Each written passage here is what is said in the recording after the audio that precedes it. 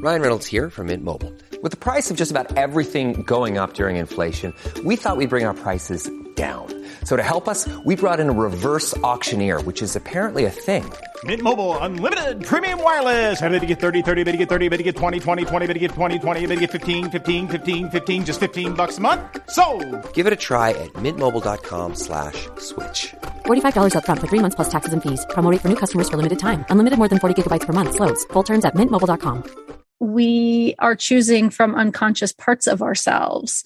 And if we don't do the work to heal our trauma and our wounds, we're still going to be using those same unconscious wounded parts of ourselves to pick someone who may look entirely different on the outside, but often the outcome is the same because we're the common denominator. Mm-hmm. You're listening to Make Some Noise podcast, episode number 450 with guest Kate Anthony.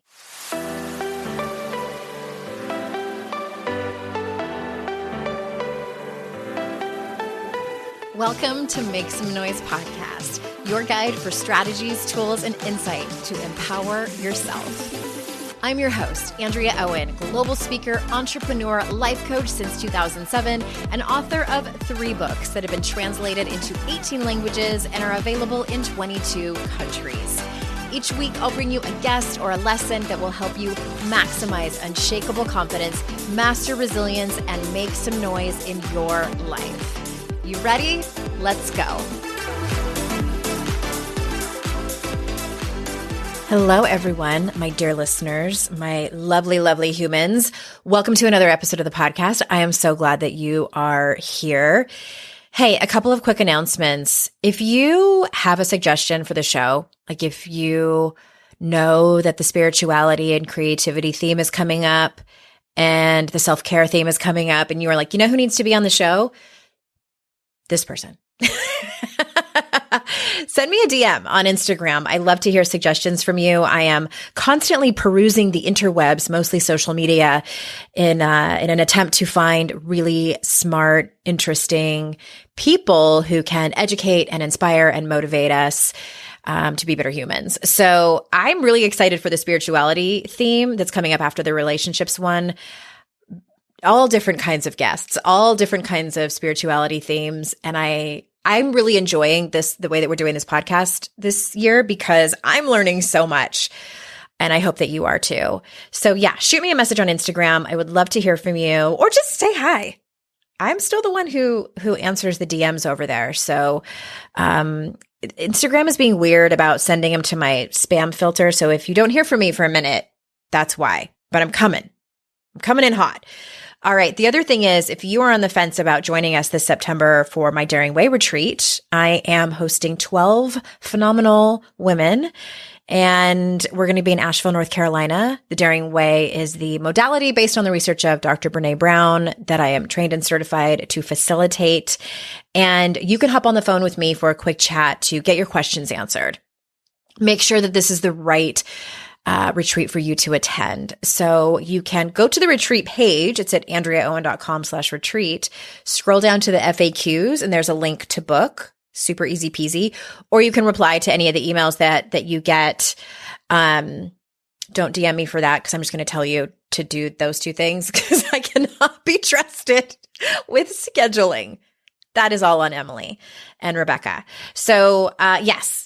FAQs on andreaowen.com/retreat, or just reply to any of the emails that you get from me, and we can hop on the phone together and have a little chat. So today we're talking to my dear friend Kate Anthony, who's been on the show so many times. I don't know how many times she's been on, many times. And she is, well, let me just read you her bio because she has such an amazing niche, the people that she serves in her business. Let me tell you about her. Kate Anthony is the host of the critically acclaimed and New York Times recommended podcast, the Divorce Survival Guide podcast, and the creator of the groundbreaking online coaching program, Should I Stay or Should I Go?, which helps women make the most difficult decision of their lives using coaching tools, relationship education, geeky neuroscience, community support, and deep self-work.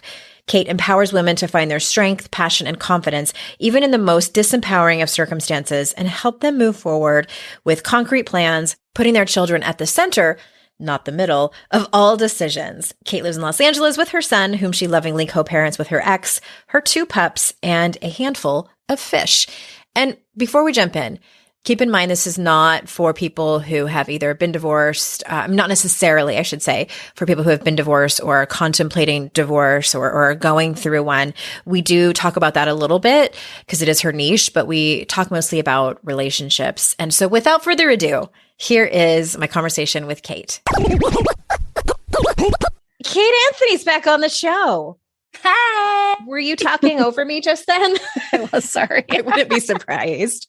Of course. It's going to happen. It's going to happen. I think this is probably at least your 5th or 6th time on the show. And we're doing something a little different than we've done before. I don't know if I've had you on specifically to talk about this, to talk about what you chat about all day long on your podcast. And for people who are single, please stick around. There's going to be questions and commentary for everyone.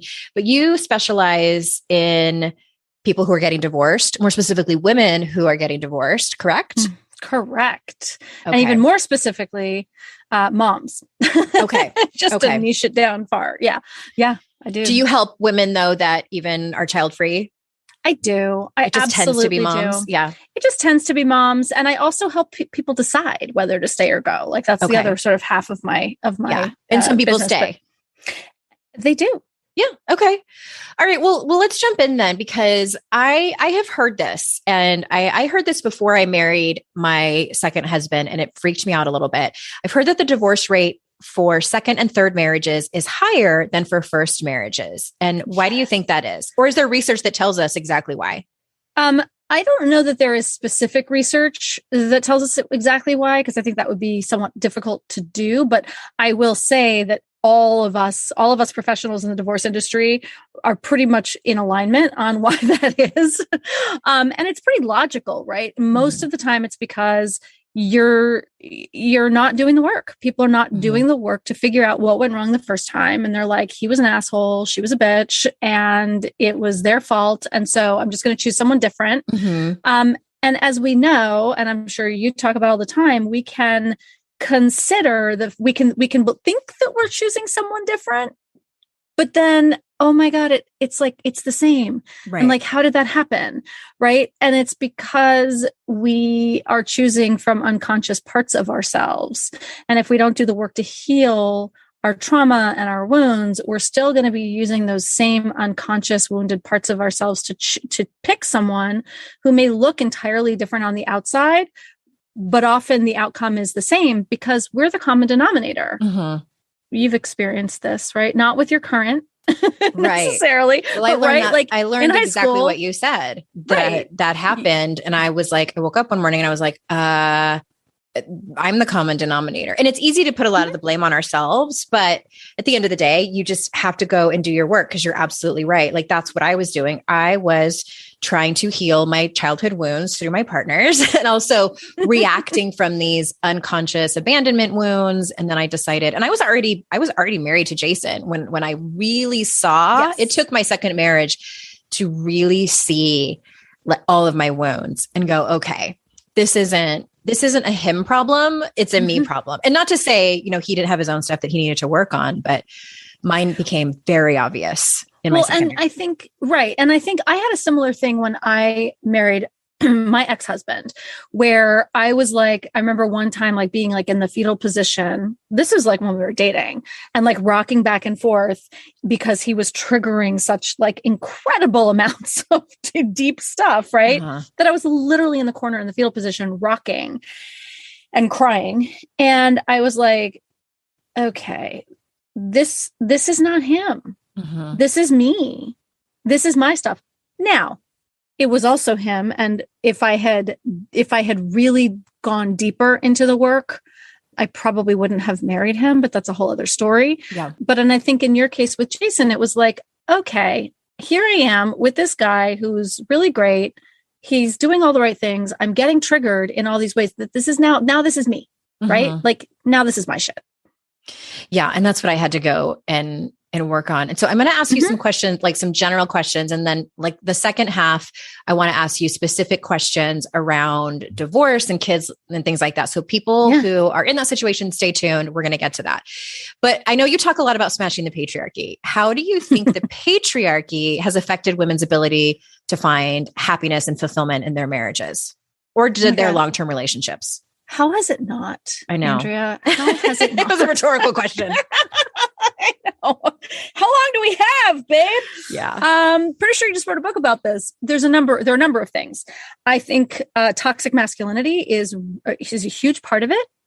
And when I talk about toxic masculinity, I really want to be clear. I'm not saying that men are toxic. I think that the entire thing needs a rebrand. But the fact that the patriarchy has men and women in these very specific, sort of gender specific columns, right, of what we expect from them, what we require of them or each other and us. And so with the fact that overall, I'm speaking generally here, I don't want to get like a not all men conversation going, but overall, generally speaking, men have not been taught that their emotions are okay, that their emotions are worth looking at, that they're, anything, right?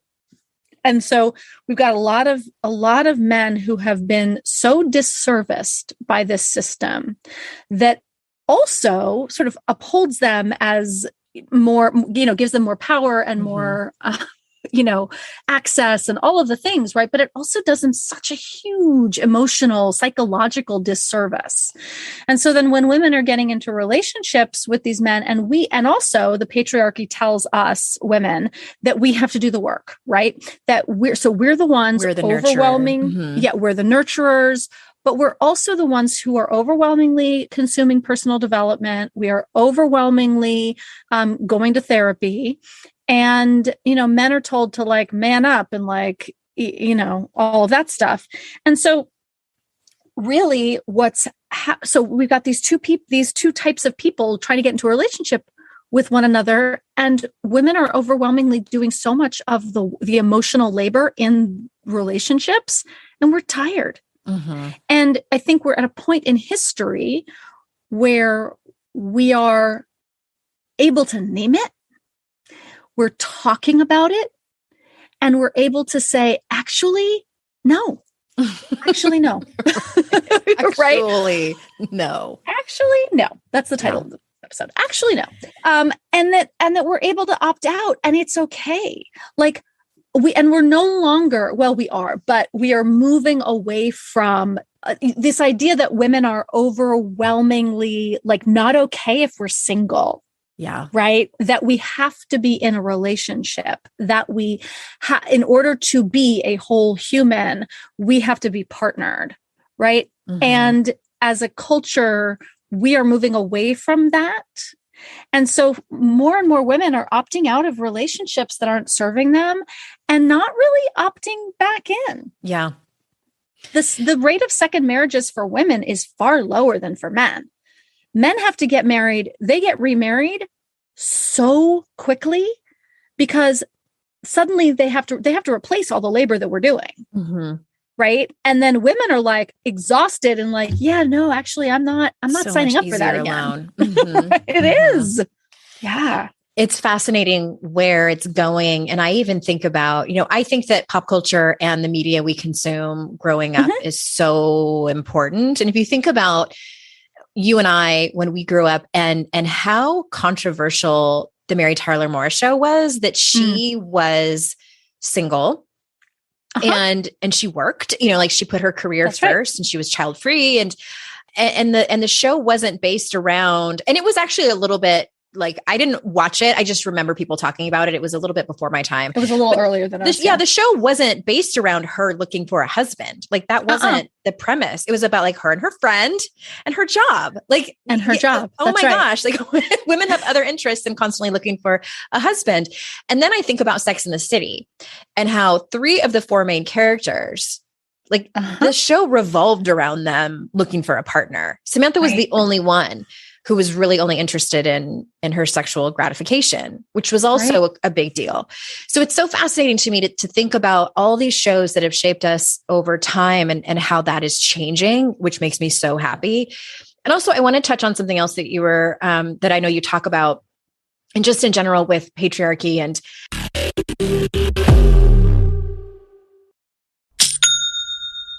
Shopify's already taken the cash register online, helping millions sell billions around the world. But did you know that Shopify can do the same thing at your retail store? Give your point of sale system a serious upgrade with Shopify.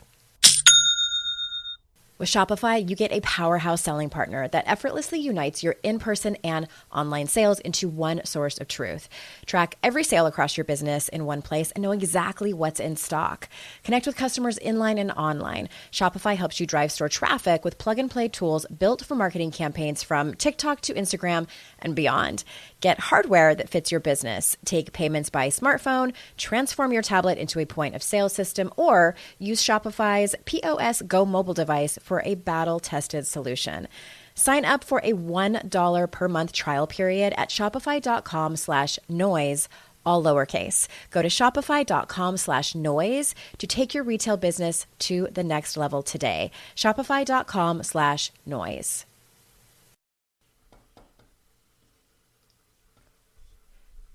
Fast forward to the end of 2024 and think about your goals. What can you do right now to give yourself the best chance of succeeding? If you want to learn a new language, you absolutely should get Babbel. Don't pay hundreds of dollars for private tutors or waste hours on apps that don't really help you speak the language. Babbel's quick 10-minute lessons are handcrafted by over 200 language experts to help you start speaking a new language in as little as 3 weeks. Babbel's designed by real people for real conversations. Studies from Yale, Michigan State University, and others continue to prove Babbel is better. One study found that using Babbel for 15 hours is equivalent to a full semester at college. Now it's so easy to speak simple conversation phrases with the guy that takes care of my lawn without having to consult language apps. Here's a special limited time deal for our listeners. Right now, get up to 60% off your Babbel subscription, but only for our listeners at babbel.com/noise. Get up to 60% off at babbel.com/noise, spelled BABBEL.com/noise. Rules and restrictions may apply.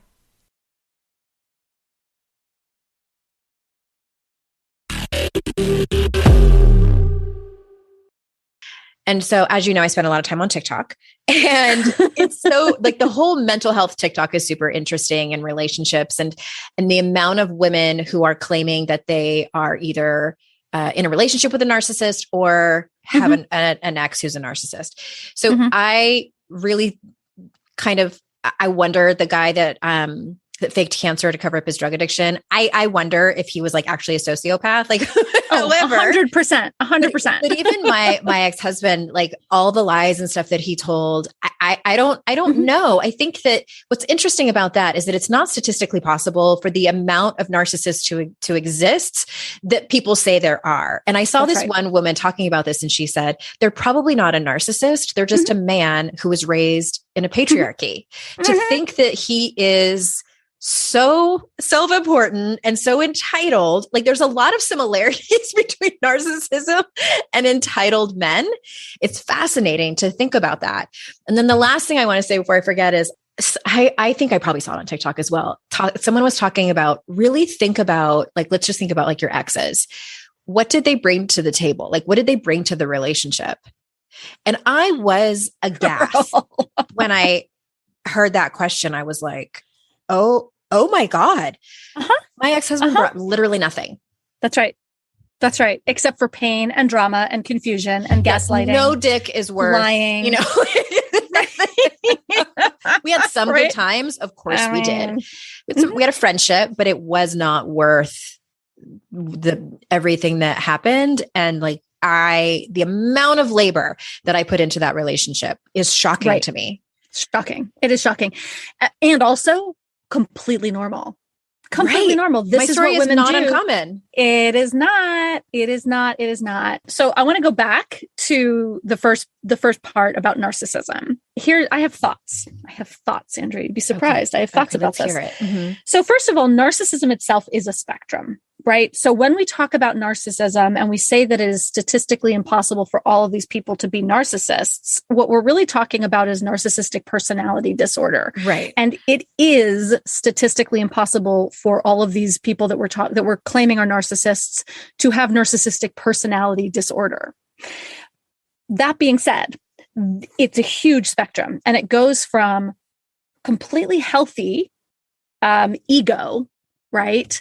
Or like a little bit overinflated, like completely healthy, you wouldn't be a narcissist, but there's an overinflated ego and sense of self and self-importance, which can to like, I mean, I always talk about my mom being a narcissist and how, my mom is someone who she's a narcissist because her emotional growth was stunted at the age of about 7.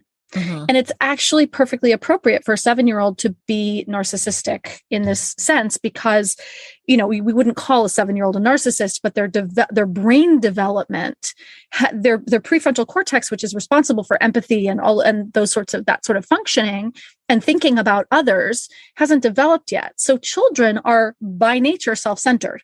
This is why when we get divorced, it's really important to reinforce for our kids that it's not their fault, because they think it's their fault, not because they're dumb, but because that is their brain development. That is their natural developmental state. Mm-hmm. So my mom is somebody who is an example of this, where she's not malignant.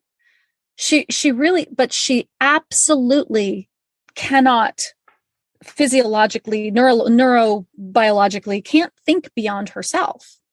And so my struggles with her over my lifetime have been working to separate myself out from someone who doesn't believe that there is any separation between us. And I mean that like in a very sort of clinical sense. Like mm-hmm. There's no place where I say I'm cold and she says it's not cold. Yeah. And she's legitimately confused, mm-hmm, mm-hmm. And so there's that level of narcissism. And then we've got the more sort of malignant kinds, where, their acts hurt other people. Like they're so self-centered that their actions hurt other people. And it doesn't matter how much they're told and how much they're told by therapists or partners or whatever that their actions hurt someone. They can't think beyond their own ego. And so they'll continue to do it. And then further along the spectrum, we have narcissistic personality disorder and sociopathy, where like they're really dangerous people. Yeah. No remorse, no empathy. Right. And then they learn how to mimic feelings. Mm-hmm. Right. Exactly. And so I would say I would go out on a limb, totally a non-clinical limb, because I am, I'm not a therapist. I'm not a diagnostician, but given the spectrum of narcissism as it can occur in humans, I would go out on a limb and say, actually, yes, I think men raised in patriarchy are by definition narcissists. Yeah, maybe. If it walks like a duck, I guess. Yeah, right. Exactly. Right. And so then, it begs the question, right? Like, is he a narcissist or is he just an asshole? And does it matter? Does it matter? Mm-hmm. Does it matter? And so I talk about this a lot in my programs and on my podcast. Like it really doesn't, it matters if it gives you a clear lens. Yeah. It matters if it has you go, oh, that's what that is. And then you can Google narcissism and be like, right. Oh. And if he's willing to go get like clinical support for it. Well, yes and no, but even he might, but like, I don't know. They tend not to by definition. Some do. I don't think many. Yeah. Right. But mostly it's useful for someone to go, oh, that's what that is. And then be able to Google it and have a better understanding of it and go, oh, great. I get it. Mm-hmm. I get it. That's not something I want for my life. Yeah. Yeah. Should someone stay in a relationship or marriage if they have kids with that person and like stay just for the kids? Mm-mm. Yeah, I thought that was going to be your answer. Quickly. Mm-mm. Nope. Next question. So, okay. Yeah. No, we're done. I can explain that a little bit. if it is a toxic environment, if it's a not toxic environment and you make that choice and you want to, like, if it's just like you're unhappy, blah, blah, blah. Okay. But still, I would say this is your one wild and precious life. And why would you do something like that? But if it is at all toxic, then what you're doing is, when you say that you're staying for your children, is you're kind of, first of all, you're keeping them in toxicity. And a lot of people will say, but I want to stay because I can mitigate it. I can be there to sort of run interference. And what I say to that is that you're keeping your children in that environment 100% of the time. And by doing that, you're actually condoning it, you're defending it, and you're supporting it.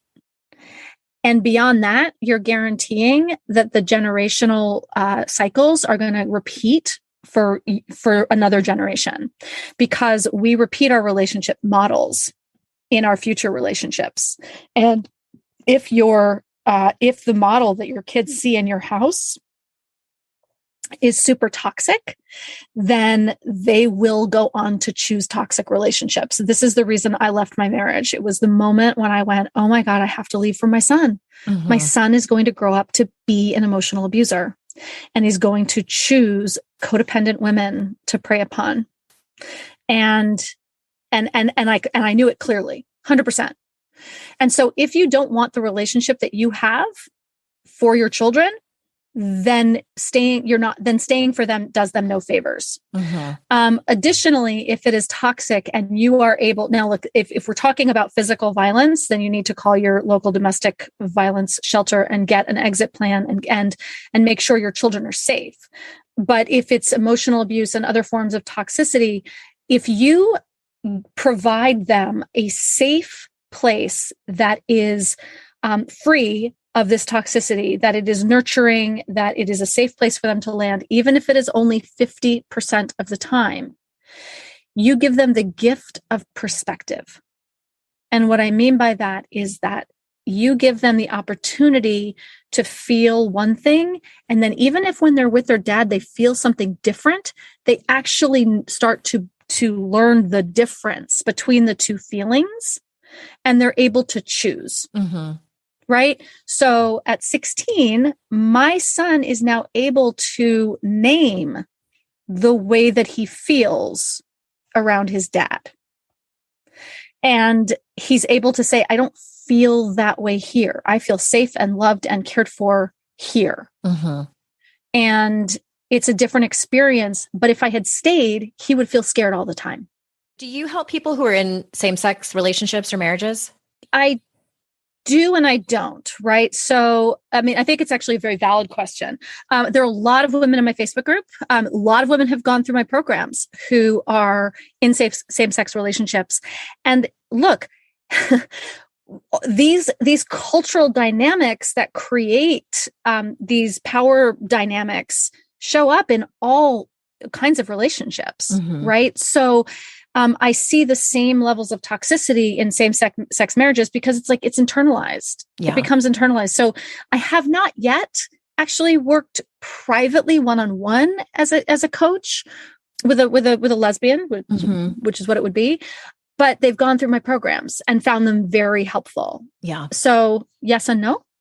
I just wonder, I've had some friends who are in same-sex relationships that have divorced, and I just am curious if the level of toxicity is the same that it would be in heterosexual marriages that divorce. I would say mostly not for these reasons. But then you have these in the internalized stuff. And listen, women are just as capable of being toxic and narcissistic and abusive, right? Actually, that's not true. They're not just as capable. The split is about 80-20. So about 80% of emotional abusers are men. Well, and then there's the conversation of reactive abuse, which is a whole nother conversation. Then there's the conversation about reactive abuse. And look, we know this very well. I have in my family a super, super toxic, psychotic abuser who's a woman.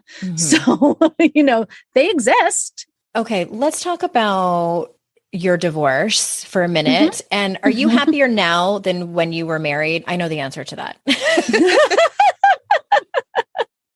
But talk about that. Tell us. Yes, I am so much happier. I think it's such a great, it's such a great question. I think it's important. I mean, and you are too, right? Like, oh my God. Yeah. When I was married, I was like this Stepfordy, I was an empty shell. I was an empty shell of myself. God, I had no substance. I was so beaten down, and I had bent myself into so many pretzels to try to be enough for this man for whom there is no enough ever. And I was so empty, Andrea. I was so empty. And it took me a couple of years to like start to feel like myself again. And when we're being abused, like, first of all, I think it's really important for women to hear that, like, you actually can't do the healing work while being abused. Right. Right. You can't heal from trauma while you're still experiencing the trauma.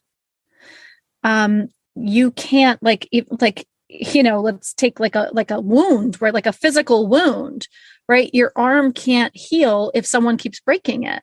And that's really the same thing. And so I was just in a state of, I think I was in a trauma response. I was in a frozen trauma response for so long.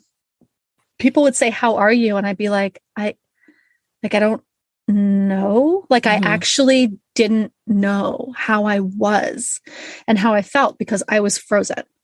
And so getting out of that, first of all, and allowing myself to heal was one part of why I feel why I'm so much happier.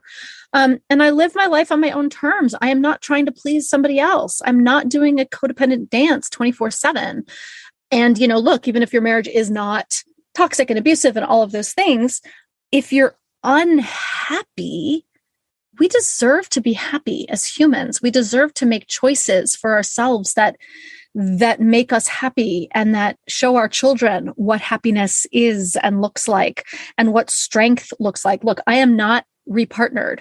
I don't have another relationship, but my son, my Mother's Day card this year, my son, 16, wrote to me, "Thank you for showing me how to be a good and healthy man." Like, and it makes me cry. It makes me so sad that he doesn't get that from his dad. But it makes me really proud that I still get to raise a really good man in this world. And the only reason I could do it is by being out. And so that gives me fulfillment. My work gives me so much fulfillment. I live my life on my own terms. And there's just, my God, there's nothing better. Yeah.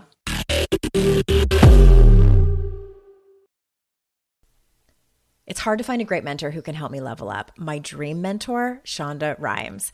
So I was really excited when I heard she has a class on Masterclass. With Masterclass, you can learn from the best to become your best. Masterclass is the only streaming platform where you can learn and grow with over 200 plus of the world's best. For just $10 a month, an annual membership with Masterclass gets you unlimited access to every instructor. And you can access Masterclass on your phone, computer, smart TV, or even in audio mode. I'm always looking for ways to be a better writer, so I took Shonda Rhimes' screenwriting class. It helped me gain concrete technical advice, including structuring, the writing process, and with shows under her belt like Grey's Anatomy and Bridgerton, it was so helpful. Plus, every new membership comes with a 30-day money-back guarantee. Don't wait another moment to start your learning journey with Masterclass. Right now, our listeners get an additional 15% off any annual membership at masterclass.com/Andrea. That's 15% off at masterclass.com/Andrea. Masterclass.com/Andrea.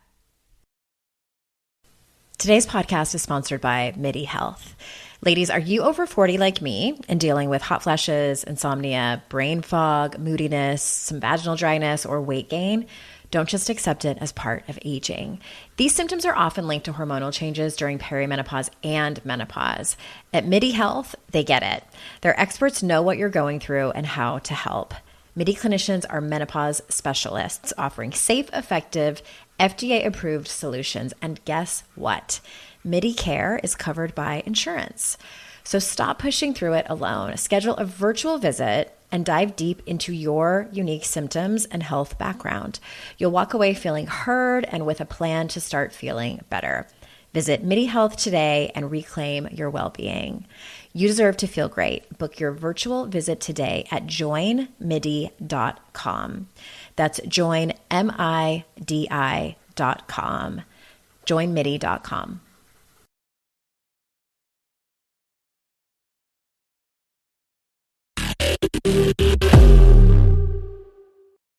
Well, I want to circle back to something you said where you were saying, like, you can't heal if you stay in the relationship with your manipulator, abuser. And I've thought about that before. Like, I think to myself, especially like when I'm in deep therapy, talking about my former marriage, and I've thought, what would I have done if he would have come back and like truly like stripped everything down and said, I've got to go to like intense therapy and like deal with this shit. And I want to, because I don't think it's super common, but it does happen. So one of my colleagues, it's a woman, and she was actually on the podcast. I'm going to link to it in the show notes. Her name's Andrea J. Lee. She started a Substack where she talks about her own abuse. Like, she was verbally abusing her husband for years and didn't even really know it because it was what she knew, because she was verbally abused by her mother.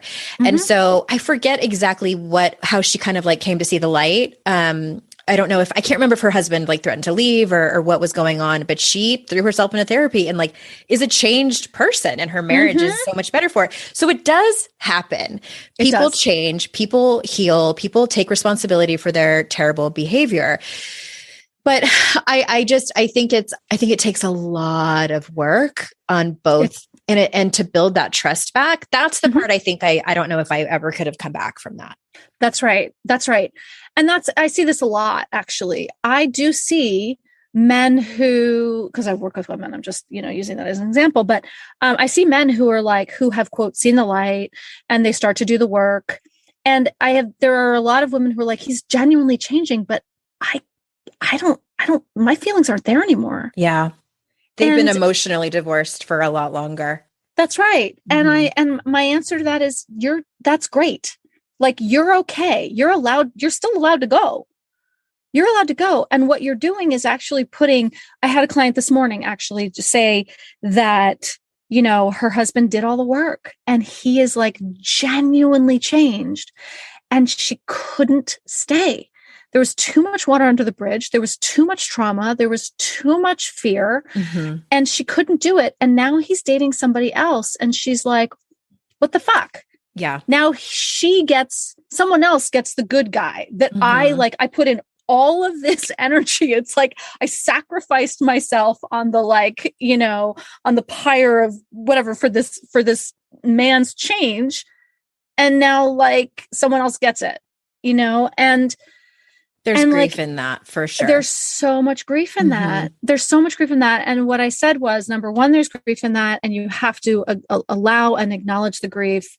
And know that your kids now get the best version of their dad. And if this new relationship goes the distance, they get to be raised in that healthy environment that you created. You allowed for that to happen by leaving. And you may not get to reap the rewards of this changed man, but your kids do. And that right there is stopping the cycle. Yeah. Right there. And it's still a hard pill to swallow. It still sucks. For sure. And it probably comes back, especially if they have to continue to communicate with their ex. And it's that whole, like, I wrote about this in Make Some Noise, like towards the end, like you are not his therapist, Nope. And sometimes that ends up happening in relationships and, without even us knowing that it's happening. So I see it all the time. Yeah. I want to ask something really specific for people who might be thinking about walking into divorce or who are in it. Couple of questions. Let's talk about, a marriage between a man and a woman. Should she be best friends with her ex? No, maybe someday. So I've actually I've gone on about a 13-year journey with this question. Because as you know, Andrea, I started out best friends with my ex. And everyone was like, oh my God, you guys had the most toxic, horrific marriage. How did you guys end up being such good friends? And like, we were like, oh, we couldn't make the marriage work. We were going to make the divorce work and like, blah, blah, blah, blah, blah. And you know what? The reason we were best friends was because in my now 13 years later, I can look back and say it was because I was burying my trauma. I was still in my trauma. This is when my drinking started escalating, by the way. I was burying the trauma. I was like, well, I'm out of the relationship. I don't have to deal with that anymore. So now we're just going to be friends and everything's going to be great. Until it really actually wasn't. And for a while he continued to abuse me. It was less frequent, but it would have these like devastating spikes. I finally had to put some like seriously strong boundaries in place and do my own healing. And I think it's the same thing. Like if you go from like toxicity to best friends and you don't deal with the trauma and you don't give yourself space to just heal. I mean, look, if there wasn't toxicity and like, I know there's a Instagram account called Husband-in-Law, and they're Mormon and they were married, but her husband was gay. I've heard about that. Yeah. Yeah. Like now she's remarried or something. She's remarried and the three of them are best friends. Yeah. Totally fine. Right? Like it works. Yeah. Nobody's upset. Like totally get it. Like I think that's fine. For most people, I think that we should go through divorce and start off with a more of a parallel track and do your own work, do your own healing. And then look, if later on, as you have developed yourself as an individual, if you both come together and you can forge that friendship, fantastic. That's best for your kids. That is like best case scenario. But give yourself some time. Yeah. Give yourself some time to heal so that you're choosing your friendship not from the same place that you chose the marriage. Yeah, it sounds like boundaries are the absolute top priority when it comes to the relationship that you have with your ex. Because I remember also you starting to this was years ago, like starting to get involved and be kind of the mediator between the problems with your ex and his wife that he's been remarried to for a while. And I was like, okay, because you know him so well and you're friends with his wife. And no, that's just, that's codependent behavior. Absolutely. Absolutely. And, this is stuff I'm still dealing with. And I hesitate to talk about it too much because it's not really my story to tell, but I struggle with the balance still because I do know him. And what she struggles with is so familiar. And I want her to know that she's not alone and that she's not crazy. And maybe there's like an unconscious part of you that like wants to heal yourself through that marriage too. Let me tell you, I have transference dreams about her all the time. Oh, man. Where I'm like rushing to protect her and I'm taking care of her. And I'm like, oh my God, this is about me. I'm trying to protect my younger self that I could like, it's so Freudian. It's insane, right? Because she's 8 years younger. So it was me 8 years ago. It's the whole thing, right? Oh my gosh. I mean, it's right there. And so I'm conscious and I'm aware of it. And also I'm like, girl, I'm here. I don't step into it ever. I don't step into it. I'll say, how are you? And she will be like, okay. Or she'll unload on me. And if she unloads, like we unpack it and then I step away from it because I have experienced this is what I do for a living. Yeah. Right. But the reason I do it for a living is because of him. So it's complicated. So complicated. Yeah. Those are like my favorite two words. Okay. I have one more question and it's going to be super specific for people who have children who are dealing with this. So how would someone deal with having to communicate with their ex about the kids during a possible high conflict or medium conflict divorce? Yes, such a good question. There are great co-parenting apps on the market. And if it's high conflict, there's an app for everything. There's an app for everything. And if it is a high conflict situation, there are a couple of apps I recommend. There's one called FAIR, F-A-Y-R. And then there's another one called the Peaceful Parent app or Peaceful Co-Parent app. I can't remember. And we'll find it and put that in the show notes. Yeah, we'll put it in the show notes. And I also have a discount code for FAIR, so we can put that in as well. Okay, perfect. But the Peaceful Parenting app is amazing because you can set you can basically like tell them they can only answer yes or no. So you can set it to canned responses where they can only respond with like multiple it's like a mediator. Choice. Yes. In an app. And you can set it so that they can only message you like 3 times a day. Does it flag abusive language? It might. Well, there's another like one that Bark app for like your kids, right? There's Our Family Wizard has a tone monitor, and that's different. But it's a much more clunky app. But they do have a tone monitor, so that it'll flag it and be like, maybe there's another way for you to say this. Yeah, that's so amazing. But the more important thing, even if you don't use an app, one of the more important things is there's a great book out there called BIF for Co-Parent Communication. And it's written by a man named Bill Eddy. And Bill is the founder of the High Conflict Institute. So this man knows from high conflict. And the BIF method of communication, it's BIFF. And the BIF method of communication is brief, informative, friendly, and firm. And I highly recommend the Co-Parent book because like a third of the book is instructional and then 2/3 of the book are examples for like everything. It's so helpful because, you want to get into it. You want to like shame them back. You want to be like, why would you do that to me? Stick it to him. Right. You stick it to him. But the best way for peaceful communication with a high conflict person is to keep it brief, informative, right? Just give them the information, just the facts, please, right? Friendly, right? Like, hi, I hope this email finds you well. The children have soccer at 5:30 today. I trust you will be there on time. Period. Thanks. Period. Yeah. Thanks. Not because you're always late and it has such an impact on the kids. I have to remind you. And I can't believe I have to remind you of this. And, it really impacts them when they're late because then they don't get the like, right. Mm-hmm. And it's friendly and firm, right? So you're not asking permission. And I think that this is something that women do overwhelmingly. And I talk about this in my program as well in terms of how to tell your husband you want a divorce, is that you're not asking permission. And this is something that we do all the time as women. I have people say to me all the time, like, well, I tried to tell him I wanted to get a divorce and he won't let me. And I'm like, this is a unilateral decision. This is a one-way communication. You are telling, you are not asking. So it's the same thing in all high conflict communication, right? You are telling, you're not asking, you're not looking for their agreement, their understanding, their approval, or anything. You're simply stating what is so. And then you're getting on with your life.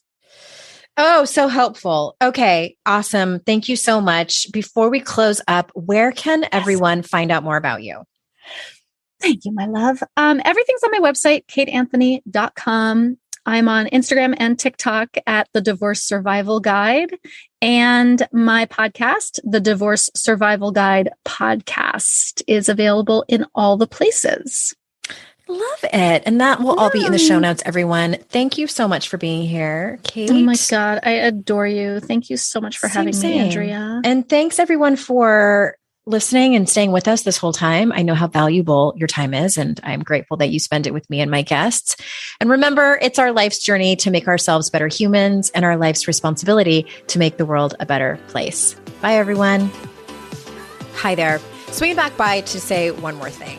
You know how I'm always giving advice over here on the show and on social media, and a couple of those things is that I'm always telling you to ask for what you want, be clear about it, and also ask for help. So I am taking a dose of my own medicine, and I'm going to do that right now.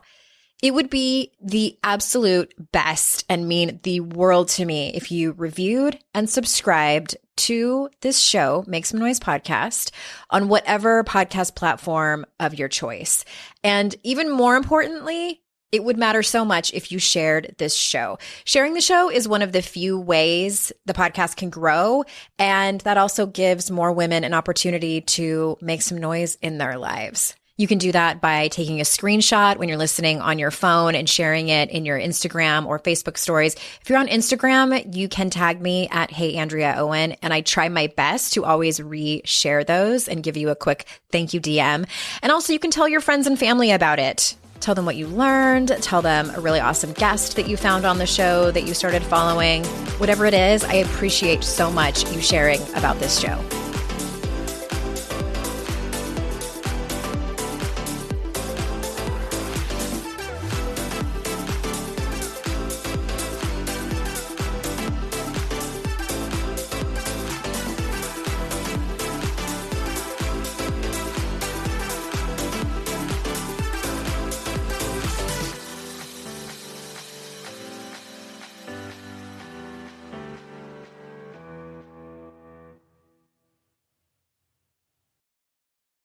I'd like to introduce you to the Minimalist Moms podcast. It's hard enough being a mom, and the last thing you need is stress from too much stuff and an overcrowded schedule. For too long, I lived with the mindset that bigger was better, and the more I added to my life, instead of feeling better, I felt overwhelmed. It was time for a radical new mindset. Less is more. I'm not into extremes. I didn't throw everything away. My brand of minimalism is more about adding than subtracting. Get rid of the excess to make room for what you love. In other words, it's about living life with purpose. I hope you'll listen in, and my guest and myself can inspire you to think more and do with less. The Minimalist Moms podcast, available wherever you listen to podcasts.